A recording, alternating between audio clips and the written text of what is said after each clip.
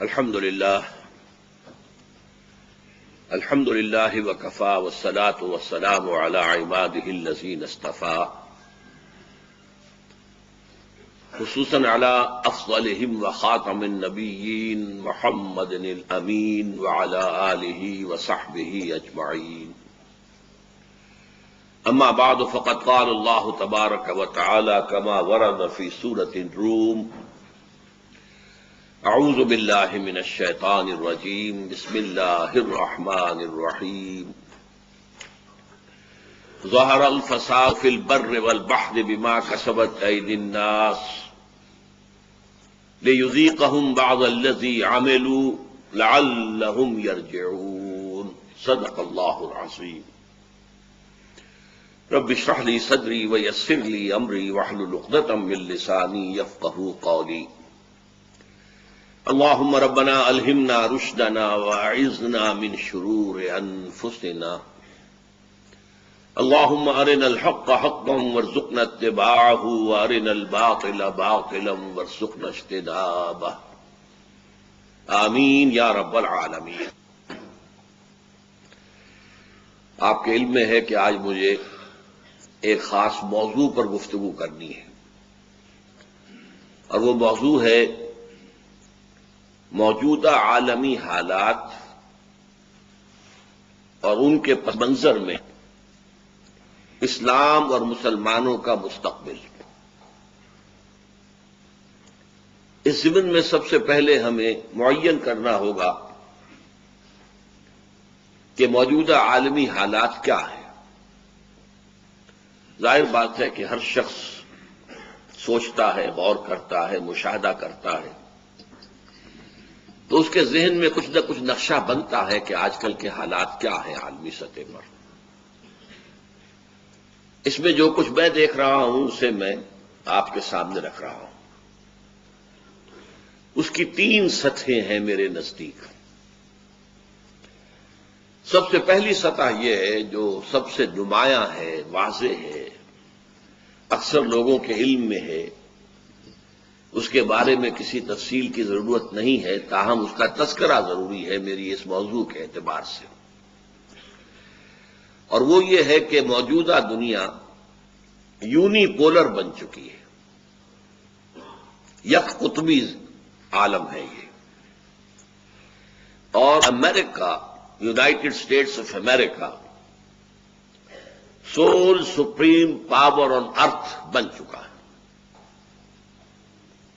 اس کی طاقت کا، حربی طاقت کا، جنگی قوت کا کوئی اندازہ ممکن نہیں،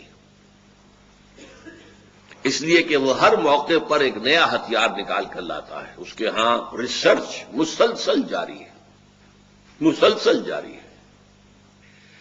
افغانستان میں جب جہاد ہو رہا تھا روسیوں کے خلاف تو سٹنگر میزائل پہلی مرتبہ دنیا نے دیکھا اور اس کا مشاہدہ کیا. اس سے پہلے کسی کو معلوم نہیں تھا کہ ایسا میزائل بھی ہے جو سیدھے رخ پر جانے کی بجائے اپنے ٹارگٹ کو پرسو کرتا ہے، فالو کرتا ہے. پھر جب پہلی خلیجی جنگ ہوئی تو پیٹریوٹ میزائل آ گیا. اس سے پہلے کوئی تصور نہیں تھا کہ کوئی انویڈنگ میزائل آ رہا ہو، وہ اسکڈ میزائل ہو اب عراق کا، یا کوئی اور میزائل ہو، ایٹمک ہتھیار لے کر آ رہا ہو، اسے فضا ہی میں تہس نہس کیا جا سکتا ہے. ایک پیٹریوٹک میزائل جائے گا اور وہیں پر اس سے ٹکرا کر ختم کر دے گا. اب جنگ کے اندر بہت سے نئی چیزیں سامنے آئی ہیں. اب لیزر گائیڈڈ بامبز ایگزیکٹ نشانے پر جا کر لگتے ہیں 30-35 ہزار فٹ کی بلندی سے. ورنہ پہلے بمبارڈمنٹ ہوتی تھی تو جہاز کو نیچے آنا پڑتا تھا، اور ظاہر بات ہے جب جہاز نیچے آتا تھا بامبر تو وہ اینٹی ایئر کرافٹ گن کا نشانہ بن جاتا تھا. اس کا امکان بہرحال موجود ہوتا تھا. اب اس کا سوال ہی نہیں، وہ تو 35,000 فٹ کی بلندی سے لیزر گائیڈڈ بام پھینک رہا ہے. وہ جہاں سے لیزر کی شعاع نکلی ہے وہیں جائے گا سیدھا. بہرحال یہ صرف میں نے چند مثالیں آپ کو دی ہیں. اس کی حربی قوت کا کوئی اندازہ ممکن نہیں. پھر اس میں تکبر، ایروگنس اس درجے بڑھ چکا ہے کہ اسے نہ تو عدل و انصاف کے جو مسلمہ اصول ہیں ان کی فکر ہے، ان کا کوئی لحاظ نہیں، کوئی فکر نہیں. اپنے بہترین الائز کی رائے کا بھی کوئی لحاظ نہیں. وسیع ترین سطح پر امریکہ اور یورپ کے اندر مظاہرے ہوئے عراق کی جنگ کے خلاف، اس نے بالکل پرے کاہ کے برابر وقت نہیں کی. یو این او ساتھ چلنے کے لیے تیار نہیں ہوئی تو یو این او کو بھی دھکا دیا، بیٹھے رہو. یہ ایروگنس ہے، arrogance. We can go it alone. نئے نئے اصول بنائے ہیں، پری ایمپٹیو اسٹرائک. ہمیں کسی ملک کی طرف سے ذرا سا اندیشہ بھی ہو گیا کہ وہ ہمارے لیے مستقبل میں کہیں خطرناک ثابت ہو سکتا ہے تو ہمیں حق حاصل ہے کہ اس پر حملہ کریں. یہ ضروری نہیں ہے کہ اس ملک کی طرف سے کوئی اقدام ہو اور پھر ہم حملہ کریں. یہ ہے گویا کہ ایک مست ہاتھی کے معنی ہے امریکہ اپنی قوت کے، حربی قوت کے اعتبار سے، جس کا مقابلہ کرنے کی حیثیت نہ یورپ میں ہے، نہ جاپان میں ہے، کسی میں نہیں ہے. عالم اسلام کا تو ذکر ہی کیا ہے. تو پہلی بات یہ ہے کہ جو سب کے سامنے ہے کہ اس وقت امریکہ sole supreme power on earth بن چکا ہے. دوسری حقیقت جو ویسے تو کئی صدیوں میں ڈیولپ ہو کر آئی ہے رفتہ رفتہ، وہ ہے ایک اجتماعی نظام جس نے کہ اس وقت پورے گلوب کو انگلف کر دیا. اس اجتماعی نظام کی 3 سطحیں ہیں. جیسے کوئی شخص جب ملیریا بخار چڑھتا ہے تو سردی اتنی لگتی ہے کہ ایک رضائی، دوسری رضائی، تیسری رضائی اوپر ڈالتے ہیں. تو 3 رضائیاں ہیں در حقیقت کے جو اس وقت دنیا نے اوڑھی ہوئی ہیں. اس میں سے جو نزدیک ترین ہے زمین کے یا مریض کے، وہ ہے سماجی نظام. اس کے اوپر دوسری رضائی ہے معاشی نظام، اور سب سے اوپر ہے رضائی سیاسی نظام. اب ان تینوں نظاموں کا جائزہ لیجیے، اور اس کے لیے چونکہ ہم اوپر سے چل رہے ہیں، پہلے ہم نے امریکہ کی بات کی ہے اور اب سیاسی نظام. پچھلی 2-3 صدیوں کے اندر جو نظام بڑھا، یورپ سے شروع ہوا، پوری دنیا میں پھیل گیا، اور آج گویا کہ وہ موضوع ہے، اصل موضوع ہے، ایکسپٹڈ فیکٹ ہے پوری دنیا کے اندر. وہ ہے سیکولرزم. اور سیکولرزم کے معنی کیا ہے؟ انسان کے اجتماعی معاملات میں کسی مذہب کا کوئی دخل نہیں. مذہب صرف انفرادی معاملے کا نام ہے، اس میں ہر انسان آزاد ہے، لیکن اس کے 3 چیزیں ہیں صرف، چوتھی چیز اس میں شامل نہیں ہے. عقائد، کوئی ایک خدا کو مانے، 100 کو مانے، کسی کو نہ مانے، اسے آزادی ہے. عبادات، وہ ایک انسین خدا کی عبادت کرے، یا پتھر کے بتوں کی عبادت کرے، یا پیپل کے درخت کی عبادت کرے، یا سانپ کی عبادت کرے، یا انسان کے آلہائے تناسل کی عبادت کرے، یہ بھی ہے ہندوؤں کے اندر. سورج کی کرے، چاند کی کرے، ستاروں کی کرے، کھلی آزادی ہے. پوجو جسے پوجنا چاہتے ہو، اور جو بھی موڈز آف ورشپ رکھنا چاہو تمہیں آزادی ہے. قانون میں، سیاسی نظام میں، قانون سازی کے عمل میں کسی مذہب کا کوئی دخل نہیں ہوگا. گویا کہ انسان کی اجتماعی زندگی سے اللہ کو نکال دیا گیا. ہماری پارلیمنٹ سے تمہارا کوئی سروکار نہیں. Go and live in the mosque. Synagogues, churches, مندر، جہاں چاہو جاؤ، ہمارے پارلیمنٹ سے تمہارا کوئی سروکار نہیں، ہماری مارکیٹ پلیس سے تمہارا کوئی سروکار نہیں، ہمارے سماجی نظام سے بھی تمہارا کوئی سروکار نہیں. یہ ہم خود بنائیں گے. We are ourselves sovereign. ہم حاکم ہیں. عوامی حاکمیت کے اصول پر ہم قانون سازی کریں گے، انتخابات کریں گے. انتخابات کے نتیجے میں جو بھی پارلیمنٹ یا کوئی بھی آپ اس کو نام دے دیں، کانگریس کہہ دیں، کچھ بھی کہیں، وہ قانون بنائے گی اکثریت کے ساتھ. وہ چاہے شراب پینے کی اجازت دے، چاہے بین کر دے، اس کا اختیار ہے. لیکن یہ بیننگ اس وجہ سے نہیں ہوگی کہ کسی مذہب میں وہ بینڈ ہے. وہ ہم جنس شادیاں اجازت دے، اسے اختیار ہے. مرد کی مرد سے شادی، عورت کی عورت سے شادی، اسے اجازت ہے. وہ قانون بنا سکتی.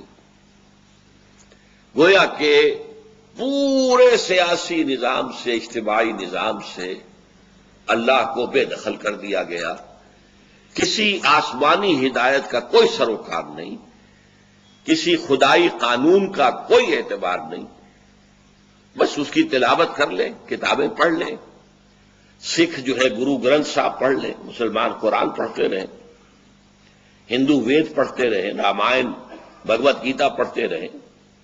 وہ صرف اپنے مندروں کے اندر، اپنی مساجد کے اندر وہ تراویح میں پورا قرآن پڑھ لیں مہینے میں، ہمیں کوئی اعتراض نہیں. It's their choice. یہ نظام ہے جو آج پوری دنیا کو پورے طور سے اپنی گرفت میں لے چکا ہے. اس سے نیچے آئیے تو دوسری رضائی جو ہے وہ ہے معاشی نظام. پوری دنیا میں معاشی نظام اس وقت انٹرسٹ بیسڈ کیپٹلزم کی بنیاد پر ہے. سود پر مبنی کیپٹلسٹ سسٹم، سرمایہ دارانہ نظام، جس میں اصل طاقت، اصل حق سرمایہ کو حاصل ہے، لیبر کو نہیں. اور سرمایہ از خود بھی بغیر کسی محنت کے کمائی کر سکتا ہے. آپ بینک میں روپیہ رکھ دیں، سود لیتے رہیں، آپ کی کسی محنت کو کوئی دخل نہیں ہے. کہیں سے ایک مرتبہ ڈاکہ ڈال کر، غبن کر کے، کچھ اور کر کے آپ ایک دفعہ سائزیبل رقم رکھ دیں بینک میں، اب ہر مہینے آپ کو ملتا رہے، کھاتے رہیں. آپ کی کسی محنت کی ضرورت نہیں، کسی بھاگ دوڑ کی ضرورت نہیں. پھر اس کی ایک اور چھوٹی بہن آئی، اور وہ ہے جوا، اسپیکولیشن. ایک تیسری بہن آئی، انشورنس. انشورنس بھی اصل میں کیپٹلزم کے تحفظ کا ذریعہ ہے. آپ نے کارخانہ لگایا ہے، چاہے ماچس فیکٹری لگائی ہے، آپ کے 10 کروڑ روپیہ اس میں لگ گیا ہے. اب اس ماچس فیکٹری کے لیے آفات جو ہیں زمینی آسمانی آ سکتے ہیں. آگ لگ جائے، شاہدرہ کے اندر ماچس فیکٹری ہے، ایسا سیلاب آئے کہ بہا کے لے جائے. اس صورت میں سرمایہ دار کا جو نقصان ہوگا اس کو بھی جو کنزیومر ہے ماچس والا وہ ادا کرے گا. وہ اسے انشور کرائیں گے، اور انشورنس پر جو انہیں دینے پڑیں گے ہر مہینے یا ہر سال پیسے، وہ اپنی ماچس کی کاسٹ میں ڈال دیں گے. لہذا ہر کنزیومر جو ایک ماچس خرید رہا ہے، اس ماچس کی کاسٹ کے ساتھ ساتھ اس کیپٹلسٹ کی کہ فیوچر کی حفاظت کے بھی پیسے خود دے رہا ہے. یہ تین جو ہیں مل کر ایک معاشی نظام بنتے ہیں. اس معاشی نظام کے خلاف ایک بغاوت ہوئی تھی، اور وہ کمیونزم کا نظام تھا. کمیونزم میں انٹرسٹ ختم ہو گیا تھا. انفرادی ملکیت ہی نہیں تو انٹرسٹ کاہے پر ہوگا؟ آپ کے پاس پیسہ ہی نہیں تو کس چیز پر انٹرسٹ ہوگا؟ سب ہر چیز جو ہے وہ تو قوم کی ملکیت ہے. آپ کام کریں، ویج دیں، کھانے کا آپ کا بندوبست ہوگا، یہ حکومت کے ذمے ہے.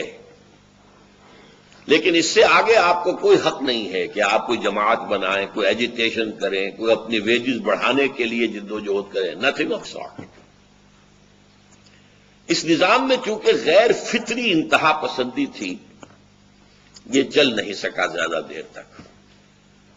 اب اس کی موت واقع ہو چکی ہے۔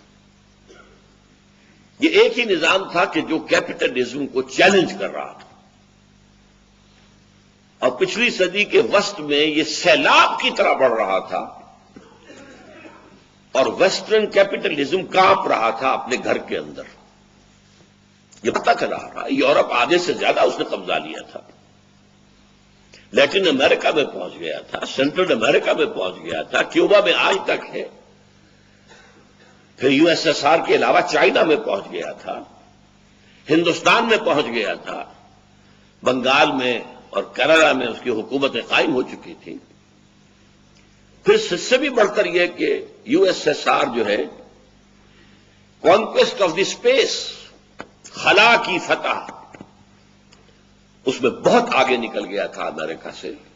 امریکہ کانپ رہا تھا۔ یہی وجہ ہے کہ اس زمانے میں انہیں مذہبی کتابیں بڑے پیمانے پر کروڑوں کی تعداد میں شائع کی کہ لو بابا خدا کے لیے قرآن پڑھو، دیکھو کہ یہ کمیونزم جو ہے یہ تمہاری کتاب کے خلاف ہے۔ دی گلوریس قرآن، مجھے یاد ہے جب میں میڈیکل کالج میں پڑھتا تھا، بڑے خوبصورت ٹائٹل کے ساتھ امریکہ کا چھپا ہوا مفت تقسیم ہو رہا ہے۔ بھگوت گیتا پڑھو بھائی پڑھو، اپنشد پڑھو بھائی پڑھو۔ مجھے اسی وہ اپنشد ملا تھا جس کو کہ میں نے انگلش ٹرانسلیشن میں نے پڑھا تھا، گیتا، تاکہ یہ مذہب جو ہے کسی طریقے سے روک بنے۔ نیٹو بنا دی گئی تھی، سیٹو بنا دی گئی تھی، سینٹو بن رہی تھی یا بن بھی گئی تھی، to contain Russia and U S S R, to contain communism. It's a threat to our system, economic system.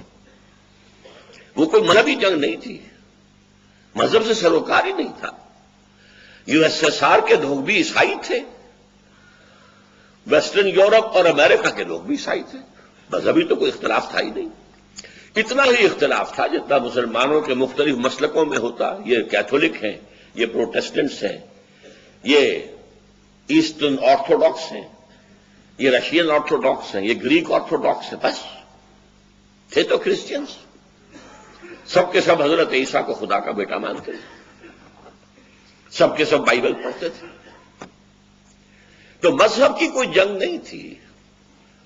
پوری نصف صدی جو کولڈ وار چلی ہے وہ ان دو معاشی نظاموں کے خلاف ہے، اور بالآخر وہ جو چیلنج کرنے والا نظام تھا وہ بیٹھ گیا، ختم ہو گیا۔ اس کے بٹھانے میں مسلمان کا خون استعمال ہوا۔ افغانستان میں مجاہد جہاد کے نام پر مسلمانوں نے آ کر اپنا خون دیا، جانیں دی۔ امریکہ نے پیسہ خرچ کیا، سٹنگر میزائل دیے، بڑی بڑی گاڑیاں دیں، ارب ہا ارب ڈالر دیا، اور چونکہ وہ پاکستان کے تھرو جا رہا تھا تو ہمارے جرنیلوں کے بھی وارے نیارے ہو گئے۔ بھرے ہوئے ڈالر سے جو سوٹ کیسز ہوتے تھے وہ اپنے گھر لے جاتے تھے۔ ان کے بیٹوں کی انڈسٹریز بنی ہوئی کہاں سے آ گئی؟ یہ جرنیل تو کبھی سائیکل پر چلا کرتے تھے، کار نہیں تھی ان کے پاس۔ بہرحال یہ دوسری رضائی ہے، انٹرسٹ بیسڈ کیپٹلزم، جو پوری دنیا کو اپنے گلف میں لے چکا ہے۔ پوری دنیا میں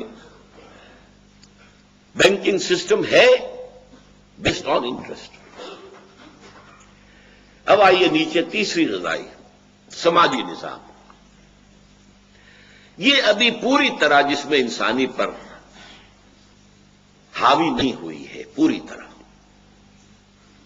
ویسٹ میں حاوی ہو چکی۔ اس کا اصول کیا ہے؟ فری سیکس، مرد اور عورت کی مکمل مساوات، جس طرح چاہیں اپنی سیکشول ارج کو، بس صرف یہ ہے کہ رضامندی ہونی چاہیے، بس جبر نہ ہو۔ زنا بالجبر قانون ہے، قانون کی خلاف ورزی ہے، لیکن زنا بالرضا کوئی قانون، کوئی خلاف ورزی نہیں، کوئی جرم نہیں۔ اس کے نتیجے میں فیملی سسٹم برباد، اولاد کو بھی ایک خاص عمر کے بعد بیٹا بیٹی جاؤ نکلو گھر سے، بھائی اپنا خود جا کر بناؤ اور کھاؤ، ہم پر اگر کوئی ڈیپینڈنس تھی تو بس ایک خاص عمر تک ہے، لڑکی ہو لڑکا ہو جاؤ اوپن فیلڈ میں۔ ظاہر بات ہے کہ پھر اولاد کو ماں باپ کی کیا فکر، بڑھاپے میں وہ اولاد ماں باپ کو اولڈ ہاؤسز میں لے جا کر ڈمپ کر دیں گے، رہو یہاں پر کھانا پینا ملتا رہے گا، ہمیں دیکھنا نصیب نہیں ہوگا۔ زیادہ سے زیادہ کوشش کریں گے کرسمس میں آ کے تمہیں اپنی شکل دکھا دیں، لیکن اکثر و بیشتر بوڑھے والدین کرسمس میں بھی ترستے رہ جاتے ہیں کہ کوئی نہیں آتا انہیں اپنی شکل دکھانے کے لیے۔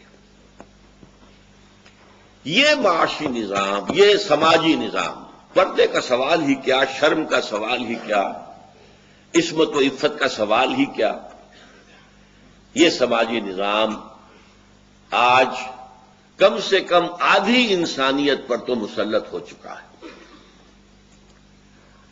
ابھی البتہ کچھ افریقہ اور زیادہ تر ایشیا میں یہ نظام کسی درجے میں برقرار ہے، اگرچہ ہر ملک کی ایلیٹ جو ہے اس نظام کو اختیار کر چکی ہے، اوپر کا طبقہ بے پردگی، فحاشی، عریانی، فری سیکس یہ اختیار کر چکے ہیں۔ یہی وجہ ہے ڈائیورس، جتنی شادیاں ہوتی ہیں اکثریت جلد از جلد تحلیل ہو جاتی ہیں، ڈائیورس ہو جاتی ہیں، فیملی نظام چلتا ہی نہیں۔ یہ ہے تیسرا نظام۔ البتہ جو کمی ہے ابھی مشرقی ممالک میں، اب ایک زبردست تحریک چل رہی ہے مغرب کی طرف سے کہ اس کو بھی ختم کر دیا جائے، یہ بھی ہم جیسے ہو جائیں، ان میں بھی لبرلزم آ جائے، ان میں بھی روشن خیالی آ جائے۔ کیا ہے، میری بیوی زنا کر رہی ہے تو کیا ہے، اس کی مرضی ہے، میری بیٹی آوارہ ہو گئی ہے تو مجھے کیا، وہ اپنے مستقبل کو خود خراب کر رہی ہے، اسے پھر شادی کے لیے مرد نہیں مل سکے گا، وغیرہ وغیرہ۔ یہ لبرلزم، یہ روشن خیالی، یہ لب، ویمن لب، عورتوں کی آزادی آزادی آزادی۔ یہ کیا کہ خاندانی نظام میں عورت جو ہے، بیوی جو ہے، وہ شوہر کے تابع ہو، دے آر ایکول۔ اب جب ایکول ہے تو میں بھی رانی تو بھی رانی، کون بھرے گا پانی، برابر ہے، تو پھر ظاہر بات ہے کہ یہ شادی کا بندھن، یہ خاندان کی بندشیں، یہ اس کے اخلاقی جواز کا معاملہ ہے، بے معنی ہے، کوئی تک نہیں۔ چنانچہ آپ کے علم میں ہوگا کہ 10-15 سال پہلے قاہرہ میں کانفرنس ہوئی، یہی ایجنڈا تھا، عورت کی آزادی کا ایجنڈا۔ پھر اس کے 5 برس بعد بیجنگ میں کانفرنس ہوئی۔ اب دیکھیے کس طریقے سے ایشیا اور افریقہ میں اگر کوئی خاندانی نظام کی سینکٹیٹی باقی ہے، کوئی شرم، حیا، عفت اور عصمت کے تصورات باقی ہیں، کوئی خاندانی نظام کا سٹرکچر باقی ہے، تو ختم کرو اس کو۔ اور بیجنگ +5 کانفرنس ہوئی ہے یونائٹڈ نیشنز اسمبلی کے زیر اہتمام، اب یہ عالمی ادارے کے تحت ہوئی، بیجنگ +5 کانفرنس۔ اس میں جو ایجنڈا طے ہوا ہے، جو فیصلے ہوئے، اس میں نمبر 1، پروسٹیٹیوشن کو بھی ایک ریسپیکٹیبل پروفیشن مانا جائے گا۔ دلیل کیا ہے؟ ایک مزدور اپنی مسکولر اسٹرینتھ کو استعمال کرتا ہے کمائی کے لیے، وہ کسی چلا رہا ہے، اینٹیں ڈھو رہا ہے، آخر اس کی قوت ہے نا، بازوؤں کی قوت جو استعمال کر رہا ہے۔ ایک عورت بھی اپنے جسم کا ایک عضو استعمال کرتی ہے کمائی کے لیے، واٹس دی ڈفرنس؟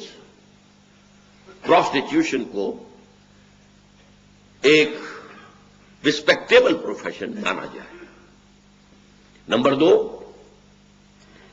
हम जिन्स परस्ती, गेज और लेस्बियंस, ये हम जिनसी सेक्सुअल ताल्लुक जो है, इसको भी एक नॉर्मल ओरिएंटेशन समझा जाए।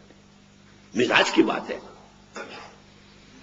कोई अपने मिजाज के एतबार से ऑपोजिट सेक्स से अपनी शहवानी ख्वाहिशात की तस्कीन करता है, कोई अपने उसी सेक्स से, सेम सेक्स से, होमोसेक्सुअल, वो अपनी शहवानी ख्वाहिश पूरी कर लेता है, तो it's also a normal orientation, normal है।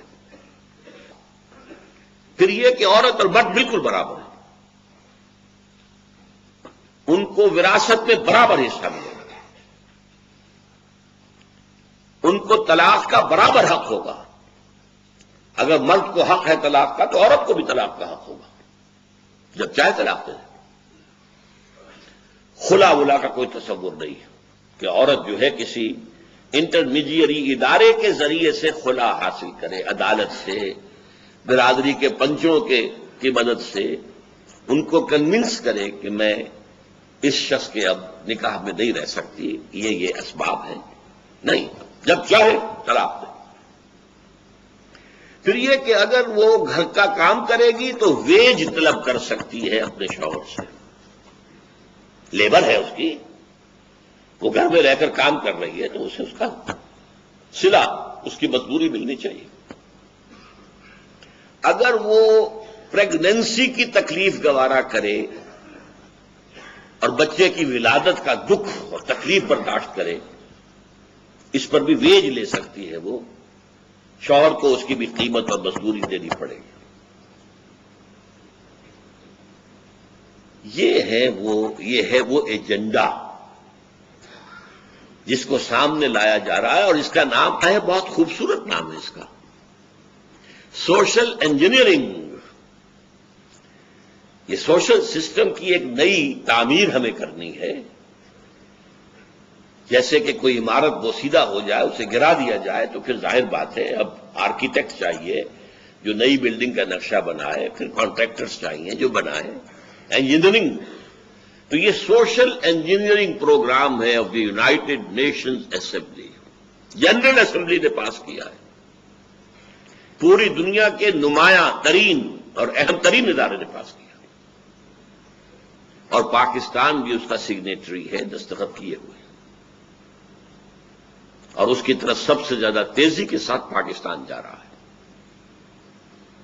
33% औरतों को जो नुमाइंदगी दी गई है हर लेवल पर, यूनियन काउंसिल हो, कोई हो, लोकल बॉडीज हो, प्रोविंशियल असेंबलीज हो, डिस्ट्रिक्ट बोर्ड्स हो, सिटी गवर्नमेंट्स हो, नेशनल पार्लियामेंट हो, सेनेट, हर जगह 33%। ये सबसे आगे निकल गए, पूरी दुनिया में कहीं नहीं, किसी सेक्युलर डेमोक्रेसी में नहीं। सेक्युलर डेमोक्रेसी का मोजज़ा करार पाता है भारत। इतनी बड़ी तादाद वहां के रहने वालों की, इतनी multi national, multi ethnic, multi linguistic, हम तो गिन भी नहीं सकते जितनी जबानें वहां हैं। हर सूबे, हर स्टेट की अपनी जबान है, लेकिन सियासी निजाम जमहूरियत के तहत चल रहा है। मार्शल लॉ का आज तक सवाल ही पैदा नहीं हुआ। ज्यादा से ज्यादा 1-1.5 साल के लिए इमरजेंसी आयद की गई थी, सिर्फ इमरजेंसी। इमरजेंसी कॉन्स्टिट्यूशनल होती है, वो सुप्रा कॉन्स्टिट्यूशनल नहीं है कि जो आया जर्नल उसने कॉन्स्टिट्यूशन को उठा के फेंका और अपना जो है पीसीओ बनाया और जजों तक से उसका अहद ले लिया। नहीं अहद देते तो जाओ छुट्टी करो, घर बैठो। आज तक वहां नहीं हुआ, आज तक नहीं हुआ, आज तक नहीं हुआ। इसलिए जमहूरियत का, जो भी जमहूरियत इस वक्त दुनिया में है, मैंने बताया तो सबसे ऊंचा लिबास, सबसे ऊंचा लिहाफ, उसका इसको एक मिरेकल माना जाता है। ये मोजज़ा है भारत का। वहां भी कहीं औरतों की नुमाइंदगी इस मानी में नहीं। हां, औरतें हैं, इलेक्शन लड़े, हमारे यहां भी था। बेगम आबदा हुसैन आती थी इलेक्शन लड़के, जमींदार हैं, जागीरदार हैं।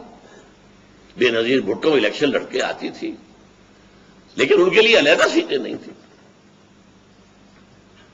اور پھر جس طریقے سے کہ اس وقت یونائٹڈ نیشنز اور باہر کی حکومتیں این جی اوز کو پیسے دے رہی ہیں، اور این جی اوز جو ہیں اس ملک میں ایک نیا نظام تعلیم لا رہے ہیں، اور اس میں زیادہ توجہ عورتوں پر ہے،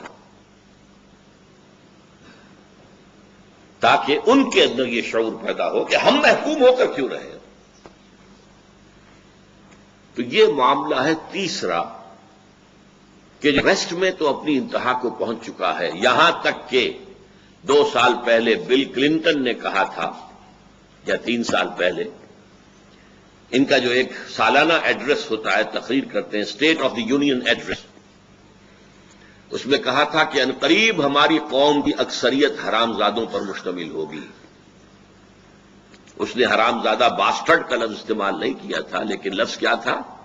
born without any wedlock, بغیر کسی شادی کے بندھن کے، کہ ایک مرد ایک عورت میں شادی کا بندھن ہو، اولاد ہو رہی ہے۔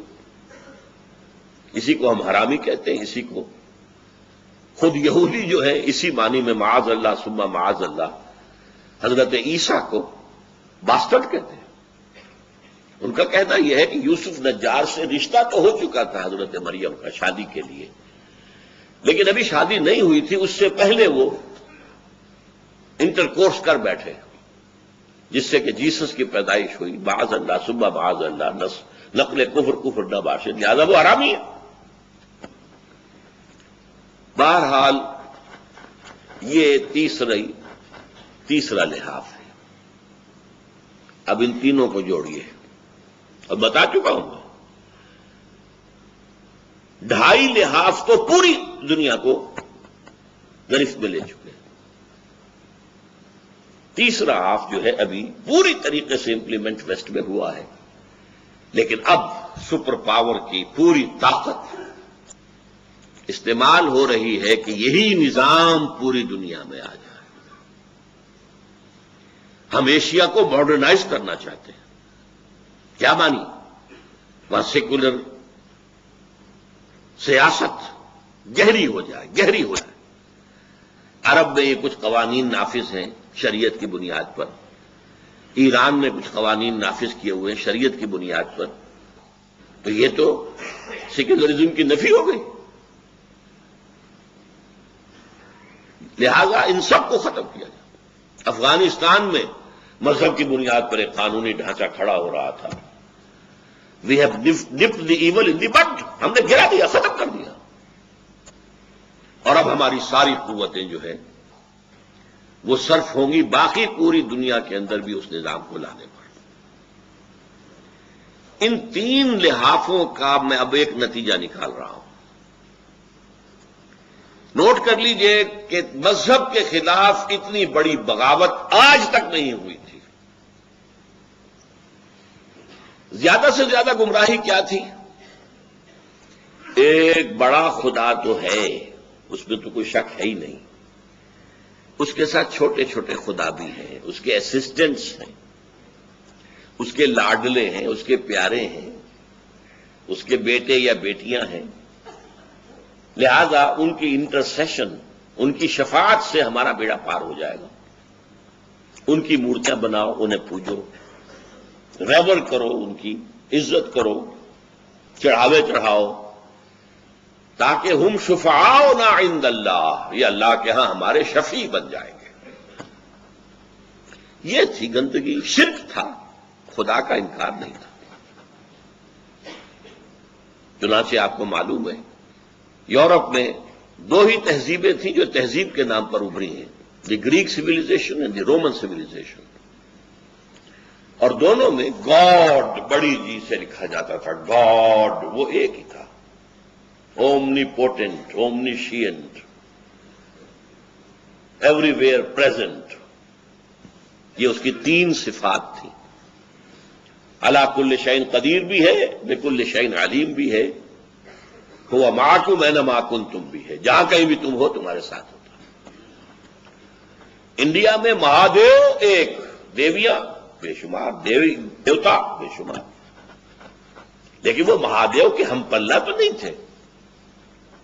گاڈز اینڈ گاڈسز جو ہیں رومن اور گریک سویلائزیشن کے وہ اس بڑے گاڈ کے ہم پلہ نہیں تھے. لم یکن لہو کفوا احد، کوئی بھی اس کا ہم پلہ نہیں ہے، مد مقابل نہیں ہے. عرب میں بھی اللہ ایک ہی تھا، آلہہ الہ بہت سے تھے. لیکن یہ جو بغاوت ہوئی ہے آج دنیا میں کہ اٹھا کر پھینک دیا گیا اللہ کو. Nothing to do with you, with your word, with your revealed law, nothing doing.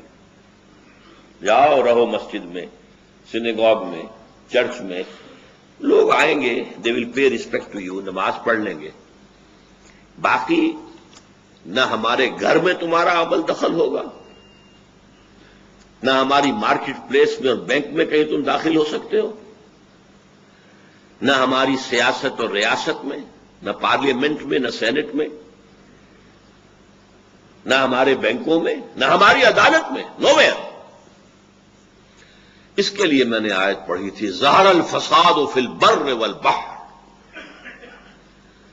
بحر و بر میں فساد رونما ہو گیا. یہ فساد سے مراد کیا گیا؟ ویسے تو دنیا میں اس میں بھی کوئی شک نہیں ہے کہ اس نظام کے آنے کے بعد ہی عظیم ترین عالمی جنگیں ہوئی ہیں، کروڑوں انسان قتل ہوئے. پچھلی صدی کی 2 عظیم عالمی جنگوں کا خیال کیجیے، دی فرسٹ ورلڈ وار اور دی سیکنڈ ورلڈ وار، کروڑوں انسان قتل. لیکن اس سے قطع نظر فساد کسے کہتے ہیں؟ بغاوت، اللہ کے خلاف بغاوت. جیسے کہ قرآن مجید میں منافقین سے کہا گیا، وَإِذَا قِيلَ لَهُمْ لَا تُفْسِدُوا فِي الْأَرْضِ قَالُوا إِنَّمَا نَحْنُ مُصْلِحُونَ. وہ اصل میں منافقین کیا کہتے تھے؟ بھائی کیوں پنگا لے رہے ہو، کیوں قریش سے جنگ مول لے رہے ہو، تمہاری مت ماری گئی ہے، ایک دیو کے ساتھ ٹکرانا چاہتے ہو، صلح صفائی سے کام کرو، دشمن کو مارنا بھی ہے تو گڑ دے کر مارو. یہ تھا ان کا موقف، جنگ کے خلاف تھے. وہ جان جانے کا اندیشہ ہے، اس میں مال خرچ کرنا پڑتا ہے. اسے کیا کہا گیا؟ فساد فی الارض. اللہ اور اس کے رسول کا حکم کچھ اور ہے اور یہ کچھ اور غفلی اپنی بجا رہے. وَإِذَا قِيلَ لَهُمْ لَا تُفْسِدُوا فِي الْأَرْضِ، اللہ اور اس کے رسول کے احکام کے خلاف تم بات کرو گے، یہ فساد ہے. آج پوری دنیا اس فساد کی گرفت میں ہے. ظہر الفساد فی البر والبحر. اور یہ فساد کیوں آیا ہے؟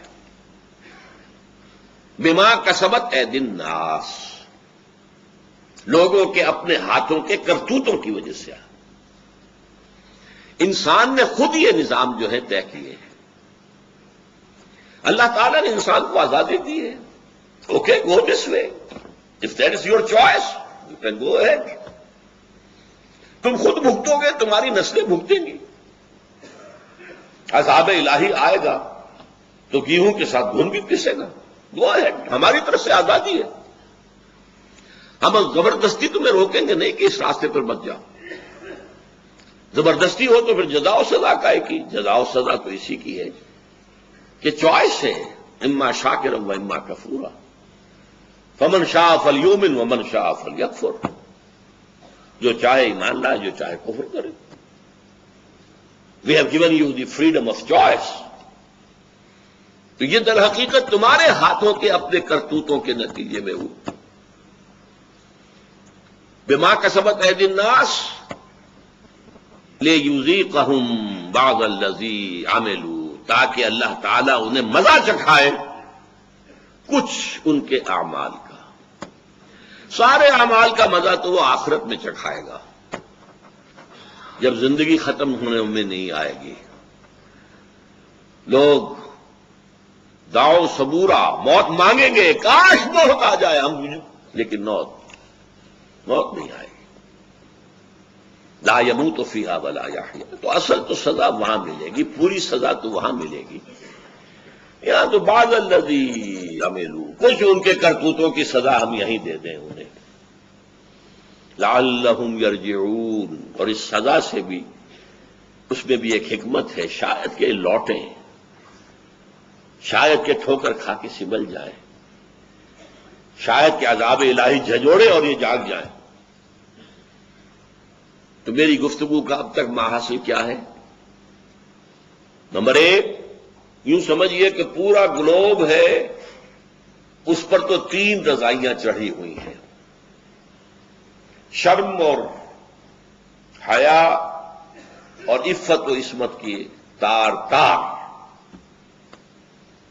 سود، جوا، اسپیکولیشن